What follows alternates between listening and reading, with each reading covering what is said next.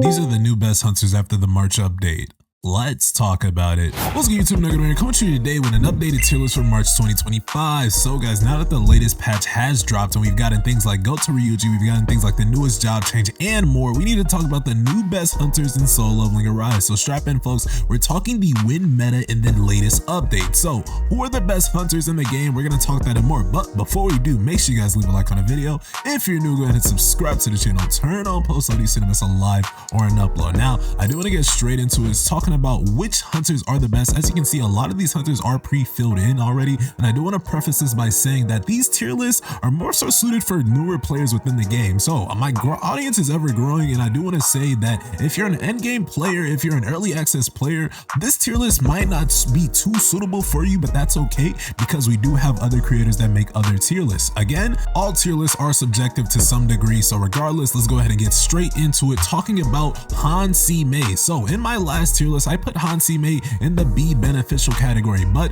with the latest changes and with the win meta now on the rise, she's going to now go into that A category in the could max category. Now, why is this the case? That's because MIREI has an A5 passives that's going to be insanely good for AMAMIYA MIREI, and that A5 passive is going to be the natural unity effect that's going to activate anytime she uses her ultimate or tags out. This is going to increase her user's attack by 10% and increase win damage by 20% for 25 seconds. So keep that in mind. That is a very good passive that you want on the field in any case scenario. So MIREI, she gets her rightful spot in the A tier. I think she could be maxed, and honestly, I'm not going to say she's a must max, but you definitely want to benefit from MIREI if you do run that light, or not that light, but that win meta. Now, let's go ahead and keep it moving, talking about the next hunter, DONGSOO. Now, DONGSOO, honestly, he started off in the D average category, and I'm going to be real, I don't play with DONGSOO a little bit too much, so he's going to go up just one tier. Again, we're just honestly going to bump these characters about one tier up. So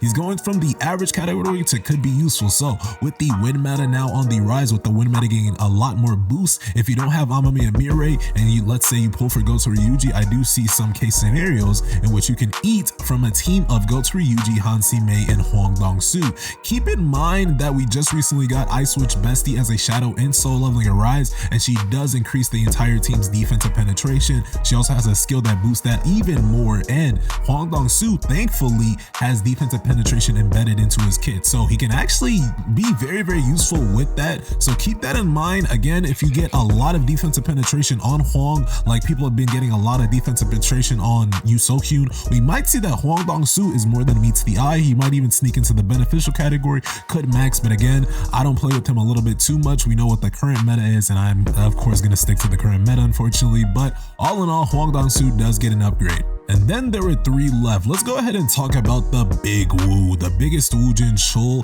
In my last tier list, the Big Woo made it into the A category, somewhere in between the could max category, but in this latest update, he has been overtaken as a windbreaker unit. So we're gonna bump down Woo JINCHUL down to the beneficial category. Now, of course, Woo JINCHUL didn't get any nerfs to him specifically, but I do want to say with Goto Ryuji now being a better breaker than Woo JINCHUL, and honestly, we're gonna talk about Goto Ryuji a little bit more. But all in all, Woo JINCHUL, he doesn't have too much within his kit that supports his entire team. So if you look at the latest units that's been releasing, they all have some type of aid to their entire team members. Woo JINCHUL, while he does have a glove that kind of helps out with his team members, I do want to say that there is no aid for his entire team members within his kit. And again, in this latest day and age, as we are getting stronger, as we are facing even more monstrosities in this game, we need characters that's going to help out the entire team as a whole with that type of synergy. Again, Woo JINCHUL, while as a great character,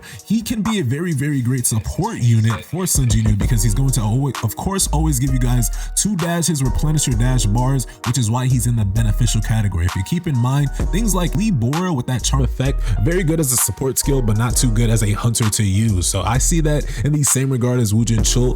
2 good hunters, but again, they just are beneficial in that regard. Now let's go ahead and move on to the next hunter. We're talking about the demon child AMAMIYA MIREI. When she puts that mask on, it's going to be a scary sight to behold, and she is going to sneak back into the S rank must max category. You of course want to max out AMAMIYA MIREI, and if you don't, what are you doing, guys? Come on now. You guys definitely want to eat with the enhanced Raven's Confession effect, increasing the damage of Kuroho Sword type 3 and type 4 by 80%. Again, she's a must max because if AMAMIYA MIREI's best advancement is advancement 4, that increases her wind damage by 10% for every wind member in the party, stacking up to 3 times, meaning you can get up to 30% wind damage from AMAMIYA MIREI and 2 other wind support units on the field. And if you're already going to have her at advancement 4, you might as well max her out to advancement 5 to even reap the benefits even more, guys. Come on up.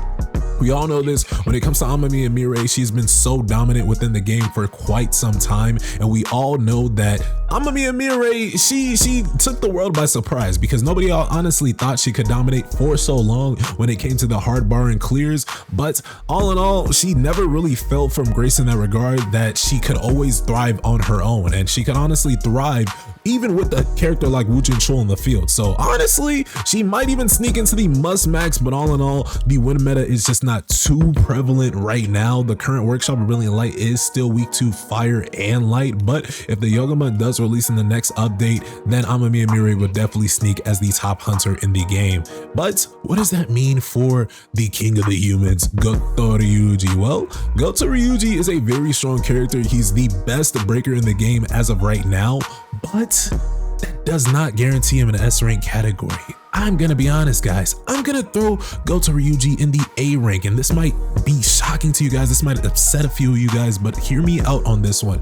Goto Ryuji is basically like the release of Esoraru, in which that he was useful to start. Esoraru was useful up to start, but we might need an update or two to see the full potential, the full usage of Goto Ryuji. Now, Netmarble's game, they're never going to release a character and they're never going to release content that you'll need immediately. So keep an eye on Goto Ryuji, guys, because the king of the humans, he's going to increase his use somehow, right? Or Netmarble's going to find a way to make this character useful in some regard. I do want to note that Goto Ryuji is an insane character, and you definitely could max him because at his advancement 4, you guys will see very good returns to your win team, because the damage of the third hunter in the team increases by 24%, but their damage taken also increases by 12%. So all in all, guys, Goto Ryuji is an insane character, and honestly, the advancement 5 is also pretty good. Things like at advancement 2, which increases the break effectiveness, is also really good. And his advancement 0, he has an insane advancement 0,